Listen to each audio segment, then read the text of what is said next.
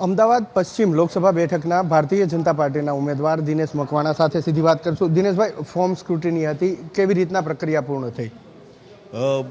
ગઈકાલે ફોર્મ ભરવાનો છેલ્લો દિવસ હતો। આજે સ્ક્રુટિની અને ફોર્મની ચકાસણીનો 11 વાગે માનનીય ચૂંટણી અધિકારી સમક્ષ બધા ઉમેદવારોને બોલાવવામાં આવ્યા હતા। આજે કુલ મિલાકર 6 કેન્ડિડેટના ફોર્મ મંજૂર થયા છે। એમાં ભારતીય જનતા પાર્ટી, કોંગ્રેસ અને બહુજન સમાજ પાર્ટી, અન્ય 3 પ્રાદેશિક પક્ષોના પણ ફોર્મ મંજૂર થયા છે। કુલ અમદાવાદ પશ્ચિમના ઉમેદવાર માટે 6 ઉમેદવારો હવે મેદાનમાં છે। અચ્છા, કઈ રીતના જુઓ છો? સામે કોંગ્રેસ છે, બહુજન સમાજવાદી પાર્ટી પણ છે, અને આ બે જે મુખ્ય ફાઇટર તમારા કહી શકાય। ભારતીય જનતા પાર્ટીના કેન્દ્રીય પાર્લામેન્ટરી બોર્ડે 1.5 મહિના પહેલાં મને ઉમેદવાર તરીકે ઘોષિત કર્યો હતો।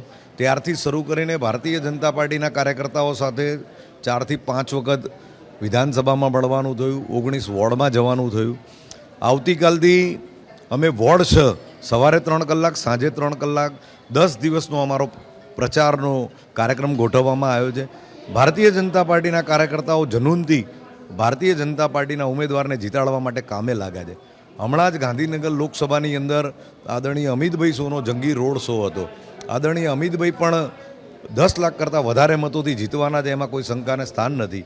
અને બાકીની બધી સીટો ગુજરાતની 26માંથી 26 સીટ એ ભારતીય જનતા પાર્ટીના ઉમેદવાર જંગી મતોથી જીતવાના છે। કઈ રીતના હવે તમારો પ્રચાર રહેશે? કોઈ રાષ્ટ્રીય નેતૃત્વ આવવાનું છે? સભા વધારે થશે? રોડ શો થશે? મિટિંગ થશે? Door to door?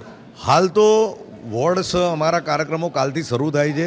રાત્રે અમારા કાર્યાલયોના ઓપનિંગ થાય છે। 2 કાર્યાલયોના ઓપનિંગ થઈ ગયા। એલિસ બ્રિજનું કાર્યાલયનું ઓપનિંગ થઈ ગયું અને અસારવા વિધાનસભાનું ઓપનિંગ થઈ ગયું છે।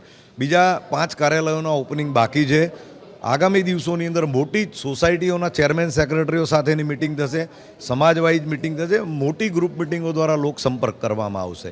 એટલે કુલ મિલાકર 5મી તારીખે પ્રચાર બંધ થશે ત્યાં સુધી લગભગ બધા વિસ્તારની અંદર અમે સ્કૂટર રેલી દ્વારા, ડોર ટુ ડોર ફરીને અને ગ્રુપ મિટિંગો દ્વારા અને ભારતીય જનતા પાર્ટીના કાર્યકર્તાઓ સાથે મિટિંગો કરીને ભારતીય જનતા પાર્ટી જંગી મતોથી જીતે એ દિશાની અંદર ભારતીય જનતા પાર્ટીનો કાર્યકર્તા પ્રયત્નશીલ રહેશે।